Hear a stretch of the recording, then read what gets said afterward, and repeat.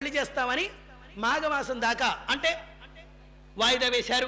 అలాగనే పూర్వకాలంలో స్వయంవర వివాహాలు ఉండే. సీతా స్వయంవరం, శివధనుస్సు విరిచిన వారికి మా సీతనిస్తానని తండ్రి జనకుడు అన్నాడు. ద్రౌపది స్వయంవరం, అంగజ స్వయంవరం, దమయంతి స్వయంవరం అని అమ్మవారి కాలం ముందు నుంచే ఈ స్వయంవర వివాహాలుండే.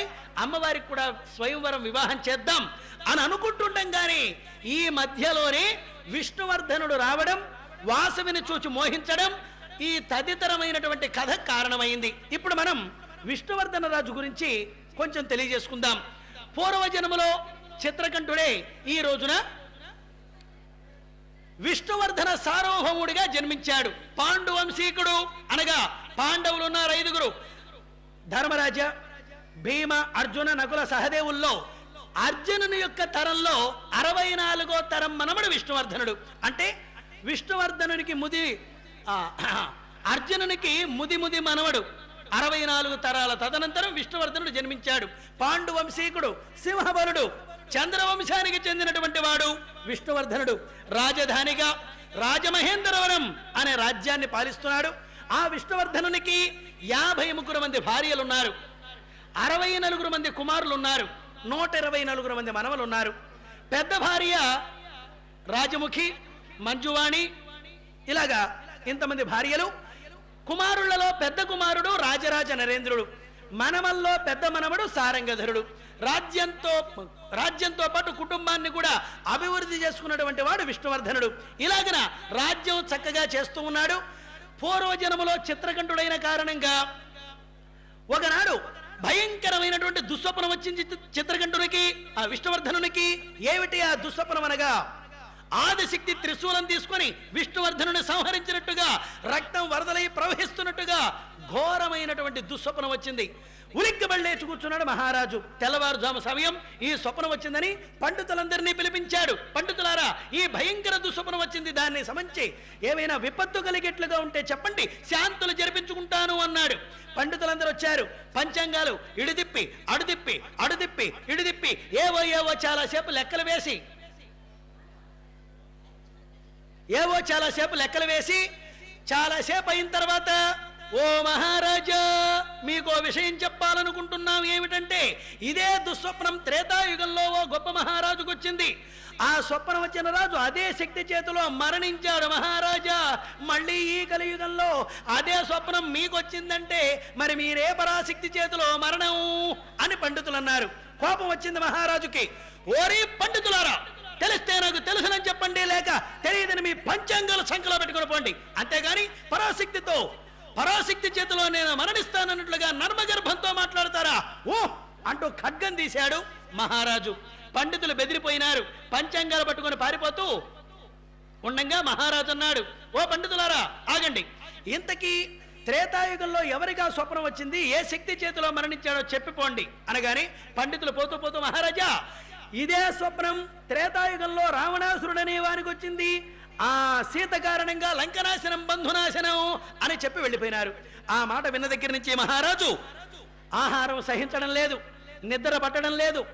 పాలు పుచ్చుకుందామన్నా శక్తి స్వరూపిణి కనిపిస్తుంది, భోజనం చేద్దామన్నా త్రిశూలం కనిపిస్తుంది, ఆహార పానీయాలు లేక మహారాజు 3 రోజులు నీరసించిపోయినాడు. 3వ రోజున ఆస్థాన మంత్రి విజయవరం అన్నాడు, మహారాజా, మిమ్మల్ని 3 రోజులుగా చూస్తున్నాను, ఆహారం సరిగా స్వీకరించడం లేదు, మీకు ఆనందం కలిగే మాట ఒక మాట చెప్పమంటారా అన్నాడు. చెప్పవయ్యా మంత్రి అన్నాడు. ఏమీ లేదండి మహారాజా, మన సామంతరాజులు బంగాళ, కోసల, నేపాల, కళింగ, కాశ్మీర మొదలైన సామంతరాజులు 64 సామంతరాజ్యాల కప్పాలు మనకివ్వక చాలా కాలమైంది. ఒక్కసారి అలా దండయాత్రగా వెళ్ళినట్టుగా, మనకి రావలసిన ధనం తెచ్చుకున్నట్టుగా, మధ్యలో యాత్రలు సేవించినట్టుగా, మీకు మనశ్శాంతి కలిగినట్టుగా ఉంటుంది మహారాజా, దండయాత్రకి సిద్ధం చేయమన్నారా అన్నాడు మహామంత్రి. శభాష్ మహామంత్రి, రేపే దండయాత్ర అని ప్రకటించాడు. దండయాత్రకు రాజు సిద్ధమవుతూ ఉంటే 53 మంది భార్యలు రాణులందరూ కూడా మహారాజుతో అన్నారు, మహారాజా, ఈరోజు అమావాస్య, రేపటి నుంచి కార్తీక మాసం ప్రారంభం.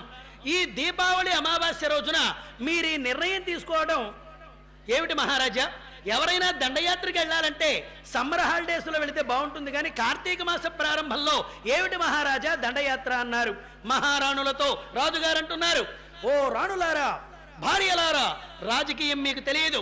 రాజ్యం సుఖంగా సంతోషంగా ఉన్నదని నేను తలంచి నేను గాని నిర్లిప్తతతో ఉన్నట్లయితే భోగలాలసకు అలవాటు పడ్డ సామంతులంతా ఏకమై చక్రవర్తినే మార్చాలని అతి తెలివితేటలు గలవారవుతారు. కనుక చక్రవర్తి అనేవాడు పిడుగులకు వారసులు అన్నట్టుగా హఠాత్తుగా సామంతులపైకి వెళ్ళాలి. దుష్ట పరిచర్యల్ని గమనించాలి. దుష్టుల్ని, దుర్మార్గుల్ని, వ్యసనాలకు బానిసైన వాళ్ళని తప్పించి అక్కడ మరొకడిని సామంతునిగా ఏర్పాటు చేసి రాజ్యం సుభిక్షం చేసుకోవడానికి సమయ సందర్భాలు మాసాలతో నాకు సంబంధం లేదు. పిడుగులకు వారసులు అన్నట్టుగా నేను ఇప్పుడే దండయాత్రకు వెళతాను అన్నాడు మహారాజు. అలాగని రాజుగారు దీపావళి వెళ్ళిన ఆ మరుసటి రోజున కార్తీక మాసం ప్రారంభం, గోదావరి నదిలో స్నానం చేశాడు. అంతఃపురంలో మహారాజు సిద్ధమై 4000 మంది సైన్యాన్ని తీసుకొని దండయాత్రగా బయలుదేరాడు. ఉత్తర దేశం దిక్కుగా బయలుదేరుతున్నాడు.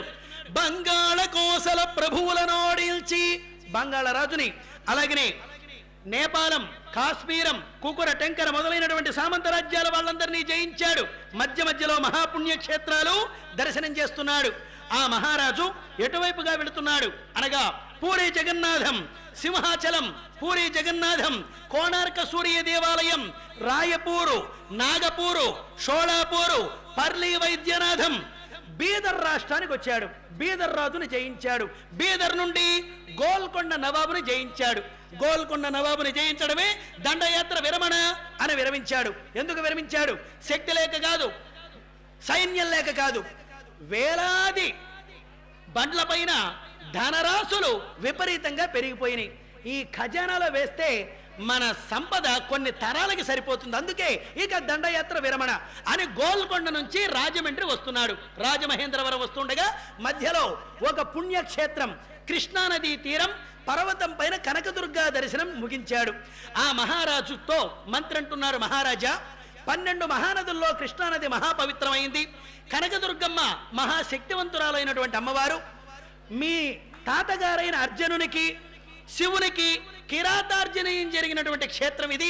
అందుకే మీ అర్జునునికి విజయం లభించింది కనుక ఈ పర్వతానికి విజయవాటిక అనే పేరు వచ్చింది మహారాజా అని అమ్మవారి గురించి వివరించారు. అక్కడి నుంచి మహారాజు రాజమహేంద్రవరం వైపుగా వస్తున్నాడు. మధ్యలో వైశ్యుల రాజ్యమైన పెనుగొండ మీదుగా వెళ్ళవలసి వచ్చింది. అల్లంత దూరంలో కనిపించిన పెనుగొండ గోపురాలు చూశాడు మహామంత్రి. ఇలా రండయ్యా, ఆ గోపురాలు ఏ ఊరు అని అడిగాడు. మహారాజా, అది మన సామంత రాజ్యమే, పెనుగొండనే మహానగరం, రాజధాని పెనుగొండ. కుసుమశ్రేష్ఠి గారు పాలకులు. ఆయన వైశ్యులు నీతి నియమాలకు ఎంతో పెట్టినటువంటి పేరు అనగానే, ఓహో, అంతటి పుణ్యాత్ములైనటువంటి ఆ పట్టణానికి రథాలు పోనివ్వండి అనగాని పెనుగొండ పరిసర ప్రాంతాలకు రాగానే కొంతమంది చారులు వెళ్ళి కుసుమశ్రేష్ఠి గారికి చెప్పారు, మన చక్రవర్తి గారు చాలా కాలం తర్వాత మన రాజ్యానికి వచ్చారు, అతిథి సత్కారాలు చేయవలసినటువంటి బాధ్యత మీకున్నది అనగానే కుసుమశ్రేష్ఠి మహదానందం చెందాడు. ఆహా, ఎంత కాలానికి రాజుగారు మన రాజ్యానికి వచ్చారని చాలా సంతోషపడ్డాడు. ఎందుకంటేనండి, ఒక మంత్రి గారు ఎవరైనా మన ఊరు వచ్చారనుకోండి, మనకి చాలా సంతోషం. ఏమంటే రోడ్లు బాగలేవు, కరెంటు సరిగా అందట్లేదు, కుళాయిల్లో నీళ్లు రావట్లేదు అని మన కష్టాలు చెప్పుకుంటే ఆయన మంత్రి గారు శాంక్షన్ చేస్తే ఊరు బాగుపడుతుంది. కుసుమశ్రేష్ఠి గారు కూడా చాలా సంతోషించాడు. మహాచక్రవర్తి గారు మన రాజ్యానికి, మన పెనుగొండకి చాలా కాలానికి వస్తున్నాడు, కష్ట సుఖాలు మాట్లాడుకోవచ్చునని కుసుమశ్రేష్ఠి గారు మంత్రి సామంతులతో ఆ విష్ణువర్ధన మహారాజులం గారికి స్వాగత సత్కారాలు ఆచరించారు. పెనుగొండ పక్కన వనంపల్లి, తోటపల్లి అనే చోట విడిది ఏర్పాటు చేశారు మహారాజు గారికి. వైశ్యుల యొక్క అతిథి సత్కారాలకు సంతసించి మీ పెనుగొండ ప్రభావాన్ని చెప్పండి అన్నాడు. కుసుమశ్రేష్ఠి గారు అంటున్నారు, ఓ మహారాజా, మా పెనుగొండ మహాపుణ్యక్షేత్రం, త్రిమూర్తులు మా పెనుగొండలో వెలసి ఉన్నారు, ఈశ్వరుడు నగరేశ్వరుడిగా వెలసి ఉన్నాడు అని చెప్పగానే మహారాజు మహదానందం చెందాడు. ఈ కార్తీక మాసం మరి రేపటి రోజున మీ శివాలయ దర్శనం చేసుకోవాలని నేను ఆనందపడుతున్నాను, కాబట్టి నన్ను మీ పెనుగొండలోకి ఆహ్వానించండి అన్నాడు. మహదానందం చెందిన కుసుమశ్రేష్ఠి గారు, మహారాజా, ఈరోజు ఆదివారం, రేపటి రోజున కార్తీక చివరి సోమవారం, కాబట్టి మహారాజా, మా సోమవారం మా దేవాలయంలో అత్యంత వైభవంగా అభిషేకాలు పూజలు విశేషంగా చేస్తాం కాబట్టి మహారాజా రేపు మీరు మా పట్టణంలో ఉన్న దేవాలయాన్ని దర్శించండి అనగానే మహారాజు మహదానందం చెందాడు. సంతోషము మీరింత దయంతకరణంపు చూపుట దయచాలను స్వాంతంబలరగ ఈ దినమంతయు ఇందిల్లి. మహారాజు అంటున్నాడు, ఓ వైశ్యులారా, రేపు సోమవారం మీ పట్టణాన్ని నేను దర్శించి శివాలయ దర్శనం పూజలు ముగించుకుంటానన్నాడు. ఆ రోజు రాత్రికి రాత్రి వైశ్యులు పెనుగొండను సర్వాంగ సుందరంగా అలంకారం చేశారు. రాజుగారు నడిచే వీధుల్లో పుష్పబాటగా మార్చారు. ఆ రాజుగారు పుష్పబాట పైన అడుగులు వేస్తూ, మహామంత్రి ఇలా రండయ్యా, ఈ మెత్తని పుష్పాలపైన అడుగులు వేస్తుంటే నాకు చాలా సంతోషంగా ఉంది అంటూ సంతోషించారు.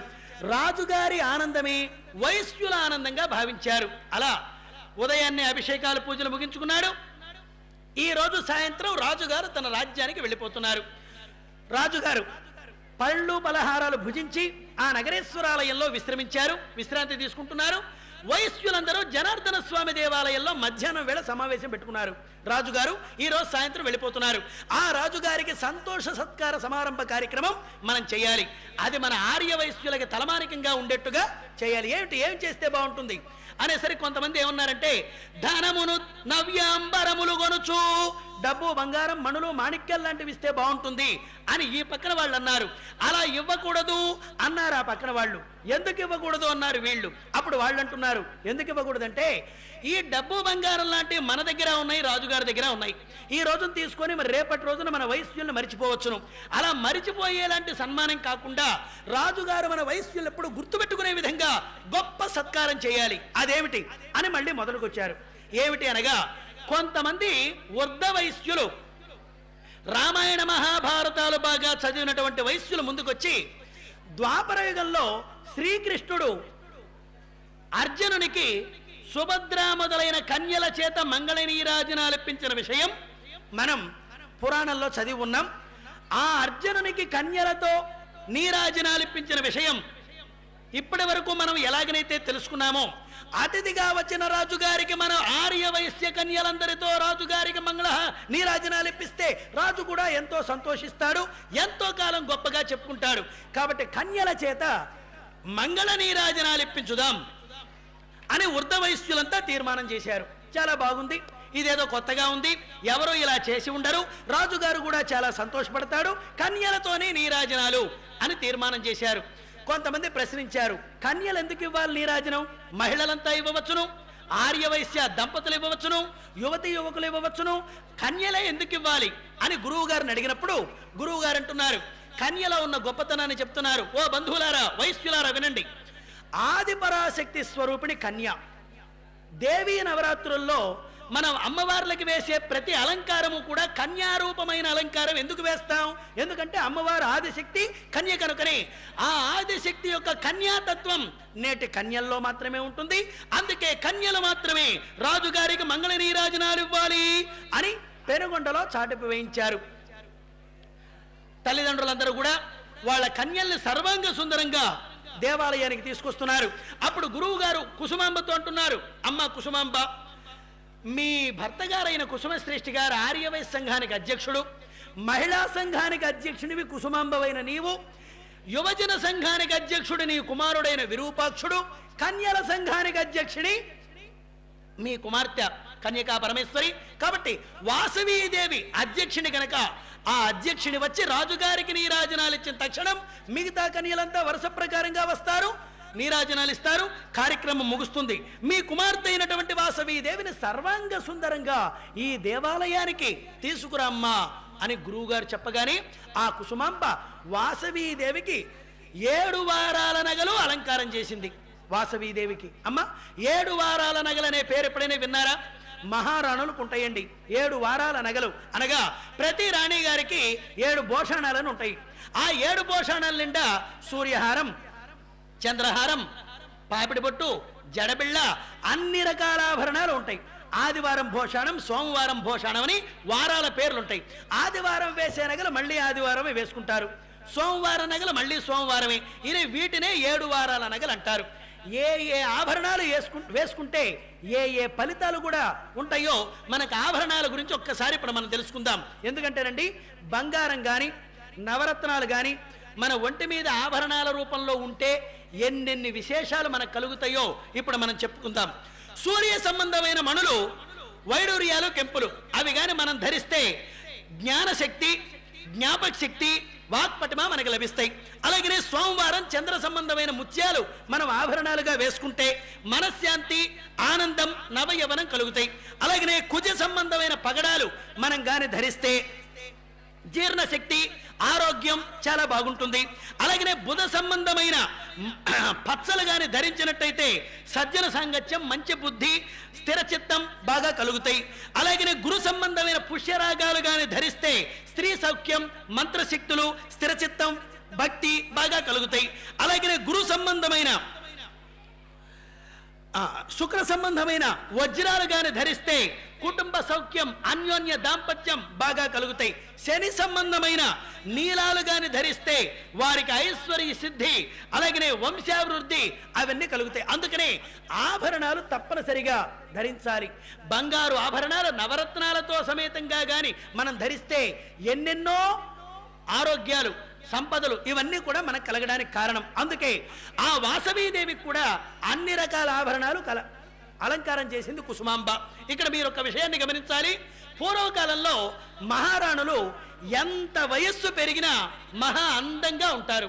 ఎందుకంత ఆరోగ్యంగా ఉంటారు, అందంగా ఉంటారు అంటే ఈ 7 వారాల నగలు ధరించడమే వాళ్ళ ఆరోగ్య రహస్యం, వాళ్ళ అందంలో ఉన్న కారణం అది. అందుకనే ఆ మహారాణులు 100 సంవత్సరాలు దాటి కూడా ఎందుకు జీవిస్తారంటే ఆరోగ్యం ప్రధానం. ఇన్ని రకాల ఆభరణాలు వాళ్ళు ధరించడం కారణం. మీరేమనుకుంటున్నారో నాకు అర్థమైపోయింది. తప్పనిసరిగా మీ భర్త గారిని అడిగి 7 వారాల నగలు చేయించుకోండి. 7 వారాల నగలు చేయించుకుంటే ఇలాంటి మహారాణుల్లాగా ఆరోగ్యం, ఆనందం, సంతోషం మీకు ఎప్పుడు కలుగుతాయి. ఏమో చేయించుకుంటారా? బంగారం రేటు కూడా బాగా తగ్గింది కాబట్టి మీ భర్త గారిని తక్షణం అడగండి, వెంటనే 2వ రోజుకే చేయించి పెడతాడు. ఏంటి పురాణాలు పోవద్దంటాడా? మీ భర్త గారు మంచివారు. జై శ్రీ వాసవకన్యకా పరమేశ్వరీ దేవికి జై చెప్పండి ఒకసారి. జై శ్రీ వాసవకన్యకా పరమేశ్వరీ దేవికి.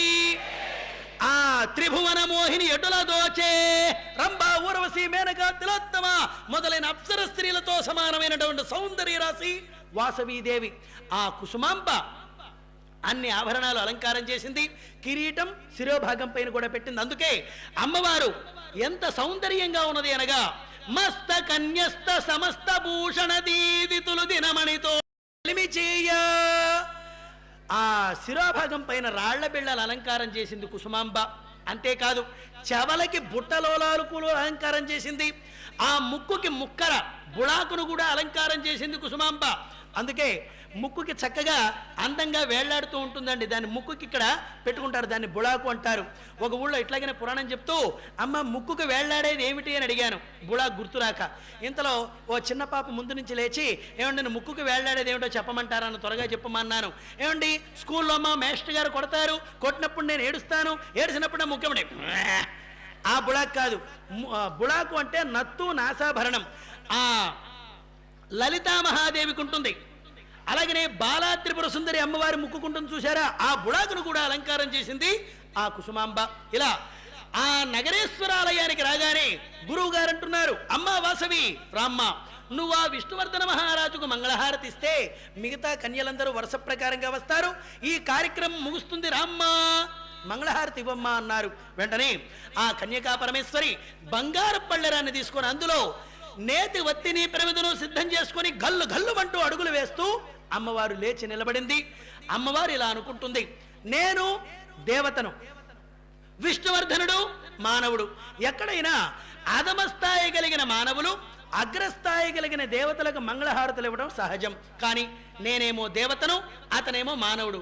దేవతల అధమస్థాయి కలిగిన మానవులకు మంగళహారతులు ఇస్తే మానవులు భరించలేరు. ఇప్పుడు ఏం చేయాలి?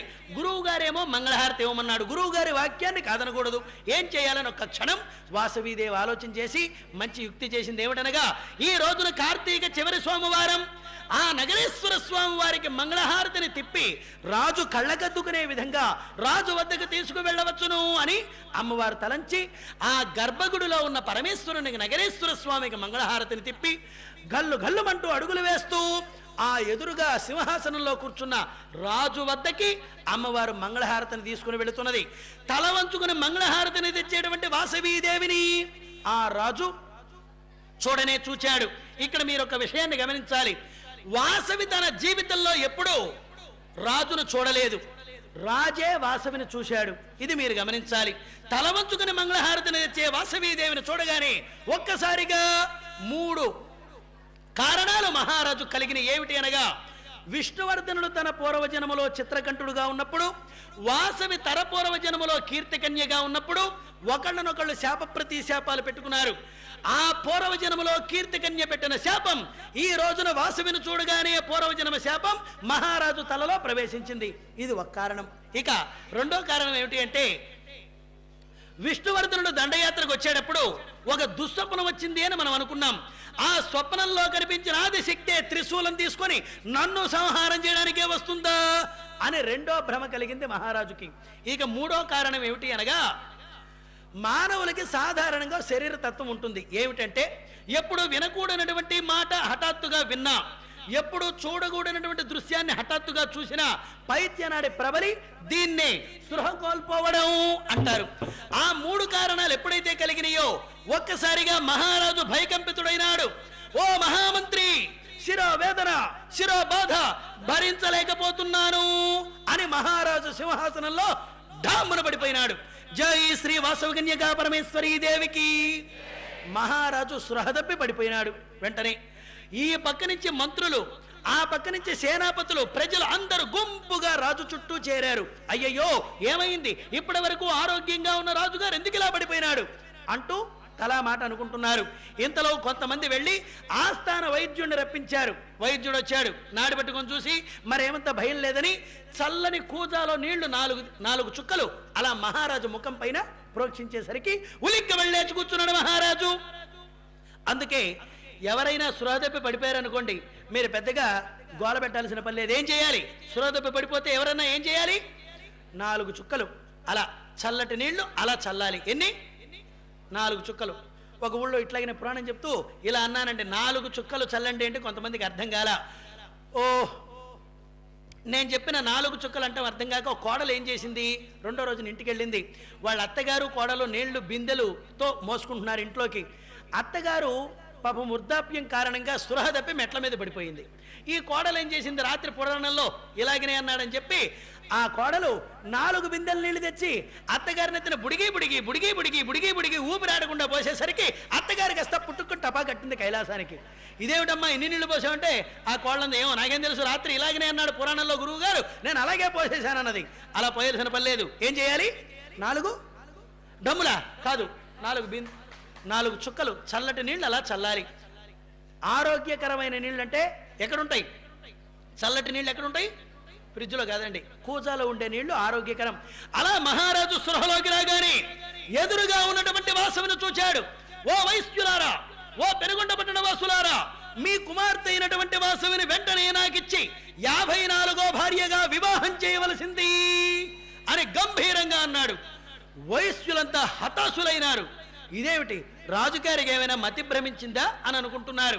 ఆ మాట విన్నాడు మహారాజు. వైశ్యులారా, నాకు మతి భ్రమించడం కాదు, ఇప్పుడే పూర్వజన్మ స్మృతి జ్ఞాపకం వచ్చింది. నేనెవరో, ఆ వాసవి ఎవరో ఇప్పుడే తెలిసింది. మీ కుమార్తె అయిన వాసవిని వెంటనే నాకిచ్చి వివాహం చేశారా, మీ వైశ్యుల ప్రాణాలతో ఉంటారు. లేదా చూడండి, నా సైన్యం మీ వైశ్యుల మీద పడి యుద్ధం చేసి అందరినీ హతమార్చి నేను కోరుకున్నటువంటి వాసవిని బలవంతంగా నా రాజమహేంద్రవర పట్టణానికి తీసుకువెళ్ళి రాక్షస వివాహాన్ని చేసుకోవడానికి సిద్ధం ఓ అంటూ ఖడ్గం తీశాడు. వైశ్యులంతా ఒక్క క్షణం బెదిరిపోయి వెనక్కి దగ్గారు. వెంటనే మంత్రులంతా మహారాజుతో అన్నారు, ఆగయ్యా మహారాజా, ఎందుకంత ఆవేశం అని మహారాజుని తెచ్చి సింహాసనంలో కూర్చోబెట్టారు. ఇంతలో వైశ్యులంతా పక్కకెళ్ళి మాట్లాడుకుంటున్నారు. ఏమండి పరందామయ్య శ్రేష్ఠి గారు, ఏమండి సుబ్బరామయ్య శ్రేష్ఠి గారు, ఏమిటి మహారాజు ఇలా మాట్లాడుతున్నాడు అనేసరికి పెద్దలు కొంతమంది ఇలా అన్నారు, మనం ఏం మాట్లాడుకోవాలనుకున్నా ఇప్పుడు సమయం లేదు, మనకు కొంత సమయం కావాలి కనుక మనం అలా పక్కకెళ్ళి మాట్లాడుకుందాం. రాజు కోపం తగ్గించే మార్గంగా ఈ యువజన సంఘం పిల్లల్ని పంపించి రాజు కోపం తగ్గించే ప్రయత్నం చేద్దామని పిల్లల్ని 20 మందిని పిలిచి, ఓ యువజనులారా, మీరందరూ రాజు దగ్గరికి వెళ్ళి శాంతపరిచేట్టుగా మాట్లాడండి, మేము ఆ పక్కన మాట్లాడుకొని వస్తామని ఆ పిల్లల్ని పంపించారు. ఆ పిల్లలందరూ కూడా మహారాజు దగ్గరికి వస్తూ ఇలా అనుకుంటున్నారు, ఓ యొక్క సుబ్బరామయ్య గుప్తా, ఓ పరందామయ్య గుప్తా, ఎంతటి వాడి కోపం తగ్గాలన్నా మనం పొగడాలి, పొగడతల్లో కోపం తగ్గిపోతుంది. ముందు వరుసలో ఉన్న మేము రాజును ఏమని పొగుడుతామో వెనక ఉన్న మీరు అలాగనే పొగడండి అని వాళ్ళు ముందే అనుకొని, ఎప్పటికయ్యది ప్రస్తుతం అప్పటిగా మాటలాడి అన్యుల మనవన్ తానవ్వక తప్పించుకు తిరుగువాడు ధన్యుడు సుమతి అని శాస్త్రంలో ఉంది గనక రాజును పొగడాలి, ఎలాగనైనా పొగడాలి అని ఆ పిల్లలందరూ కూడా కొందరు బావయల్చు, ముందు వరుసలో ఉన్న కొంతమంది బిడ్డలు బావా నమస్కారం అనేసరికి 50% కోపం తగ్గిపోయింది మహారాజుకి. వెనకాల ఉన్న ఓ 10 మంది పిల్లలు మామా నమస్కారం అనేసరికి 75% కోపం తగ్గిపోయింది. ఇంకా పినతండ్రి నమస్కారం అని కొంతమంది అన్నారు, పూర్తి కోపం తగ్గిపోయింది. ఓ చిన్న పిల్లవాడుండి తాత నమస్కారం అన్నాడు. ఆ బావా మామ అన్న మాటలు విన్న మహారాజు మహదానందభరితుడైనాడు. ఓ బిడ్డలారా, ఆహా చాలా సంతోషంగా ఉన్నది, ఏరి ముందు వరుసలో ఉన్న మీరు నన్ను బావాని పిలిచారు కదా, ఎందుకు అలా పిలిచారన్నాడు. ఆ పిల్లలు లేచి, బావా వాసవి మాకు అక్క వరస, నువ్వు బావే కదా అన్నారు. ఓహో చాలా సంతోషం, మరి మీరు మామ అని ఎందుకన్నారు అన్నాడు. ఆ పిల్లలు వచ్చి, మామ వాసవి మాకు అత్త వరస, నువ్వు మామవే కదా అన్నారు. ఓహోహో చాలా సంతోషం, మీరు పిలిచింది బాగానే ఉంది కానీ పిచ్చి పిల్లాడు ఏమిటి తాత అంటాడు. ఏరా నేను నీకు తాతలా కనిపిస్తున్నానా? నిన్నగాక మొన్న పుట్టాను, ముచ్చటగా 54వ వివాహం చేసుకోబోతున్నాను, ఏరా నేను నీకు తాతలా కనిపించానా అన్నాడు. ఆ పిల్లవాడు ముందుకొచ్చి తాత అన్నాడు. ఒరేయ్ నువ్వు తాత అన్న కారణం చెప్పి నన్ను అలా పిలవరా అన్నాడు. ఆహా అదిగా తాత, వాసవి నాకు అవ్వ వరస, నువ్వు తాతవే కదా అన్నాడు. ఓహో అలా పిలిచావా, అలాగైతే సరేలమ్మనుకున్నారు. వెంటనే మహారాజు మహదానందం చెంది, ఓ బిడ్డలారా, మీరు నన్ను బావా మామ అని పిలిచారంటే ఏదో మాట వరుసకి పిలిచారా లేకపోతే నాకు పెళ్లి చేయాలని పిలిచారా అన్నాడు. వెంటనే పిల్లలందరూ కూడా ఇలా అంటున్నారు, మహారాజా బావా నీకు తప్పకుండా పెళ్లి చేస్తాం అన్నారు. ఏమన్నారు? నీకు తప్పకుండా పెళ్లి చేస్తాం అన్నారు. ఏమన్నారు? నీకు తప్పకుండా పెళ్లి చేస్తాం అన్నారే గాని మా అమ్మాయి వాసం నుంచి పెళ్లి చేస్తాం అనలేదు. నీకు తప్పకుండా పెళ్లి చేస్తాం అనేసరికి మహదానందం చెందిన మహారాజు, అలాగనైతే ఓ బిడ్డలారా, మరి మీరు మేము బంధువులం కాబోతున్నాం కదా, నాకు చిన్న కోరిక, రేపు మీ ఇంటికి భోజనానికి రావాలని నాకు కోరికగా ఉన్నది, భోజనానికి ఏర్పాట్లు చేయండి అన్నాడు మహారాజు. వెంటనే ఈ బిడ్డలందరూ కూడా మన వైశ్యులం అన్నదాన సత్రాలే నిర్మించి అన్నదానం చేస్తున్నాం, రాజుగారికి భోజనం పెడితే తరిగిపోయేది ఏమన్నది మహారాజా, అలాగనే భోజనానికి రావయ్యా అని వాగ్దానం చేయబోతున్నారు. కానీ వెనకాలన్న 10 మంది పిల్లలు అన్నారు, ఒరే ఒక నిమిషం ఆగండిరా, ఓసారి ఇలా పక్కకి రండి అని వాళ్ళని పక్కకి తీసుకెళ్ళి, రాజు ఆకలి వేసి భోజనానికి వస్తాననడం కాదు, రాజుకి ఆకలికి భోజనానికి ఏం తరుగున్నది, మహారాజు చక్రవర్తి అయితే. కానీ మహారాజు ఆంతర్యం అది కాదు, భోజనం అనే రూపంలో మన ఇంటికొచ్చి వాసవిని మరోసారి చూడాలని దుర్బుద్ధితో రాజు అలా మాట్లాడుతున్నాడు. ఎట్లాగనే సరే రాజును భోజనానికి రానివ్వకుండా చేయాలి అని పిల్లలందరూ కూడా మహారాజు దగ్గరికి వచ్చి, బావా నీకు తప్పకుండా పెళ్లి చేస్తాం, కానీ మా ఆర్యవశకులలో ఆచారం ఉందయ్యా, గతికిన చుట్టరికము లోకములో అతగదనచు మావారు. మా ఆర్యవశకులలో గతికితే అతగదనేటువంటి ధర్మం ఉంది. భోజనం చేస్తే గతికితే అతగదు. వివాహానికి ముందుగా వియ్యాలవారు అంటే పెళ్లి కొడుకింట్లో పెళ్లి కూతురు తరఫు వాళ్ళు కానీ పెళ్లి కూతురింట్లో పెళ్లి కొడుకు తరఫు వాళ్ళు కానీ భోజనం చేస్తే గతికితే అతగదు. కాబట్టి నీకు పెళ్లి కావాలా భోజనం కావాలా? భోజనం చేస్తే పెళ్లి మానుకో, పెళ్లి కావాలంటే భోజనం మానుకో. త్వరగా చెప్పవయ్యా, వేడివేడిగా పిండి వంటలన్నీ సిద్ధంగా ఉన్నాయి, నువ్వు వచ్చి భోజనం చేయి, పెళ్లి మానుకో. లేదా పెళ్ళే కావాలంటావు, భోజనం మానుకో, త్వరగా చెప్పవయ్యా అనేసరికి ఆ మహారాజు అన్నాడు, నేను 53 పెళ్ళిళ్ళు చేసుకున్నాను, ఏ అత్తా మామ గతికితే అతకితే చెప్పలేదు కదా, మీరు చెప్తే నేను ఎలా నమ్ముతాను అన్నాడు. అప్పుడు ఆ బిడ్డలు అన్నారు, బావా నువ్వు ఇంతమందిని పెళ్లి చేసుకున్నా మీ వంశంలో వాళ్ళని చేసుకున్నావు, ఇది మా ఆర్యవైశ్యాచారం, వివాహమా భోజనమా త్వరగా చెప్పవయ్యా అనేసరికి మహారాజు అన్నాడు, భోజనం కాదు, వివాహం కాదు, భోజనం అంటున్నాడు. త్వరగా చెప్పు మహారాజా, ఆలోచించుకొని చెప్పు, మాట మీదే నిలబడు అనేసరికి ఆ మహారాజు చాలా ఆలోచన చేసి, నేను భోజనం మా ఇంటికి వెళ్ళే ఆలస్యమైనా భోంచేస్తాను, కానీ నాకు వివాహమే చెయ్యండి, భోజనం మానుకుంటున్నాను అన్నాడు. అమ్మయ్యా మహారాజు భోజనం వదులుకున్నాడని వేడివేడిగా పాలల్లో చక్కెర వేసి, మహారాజా ఆకలి మీద ఉన్నావు, ఈ పాలైనా తాగవయ్యా అని పాలిచ్చారు. పాలు తాగబోయిన రాజు, అమ్మో మీ చేత్తో పాలిచ్చినా తాగినా పెళ్లి కాదేమని పాలు కూడా వదిలేశాడు. సరే ఎండ విపరీతంగా మండిపోతుంది, మంచినీళ్ళైనా తాగు బావా అని మంచినీళ్ళు ఇచ్చారు. అమ్మో మీ వయస్సుల చేత్తో నీళ్లు తాగినా నాకు పెళ్లి కాదేమో అని నీళ్లు కూడా వదిలేశాడు.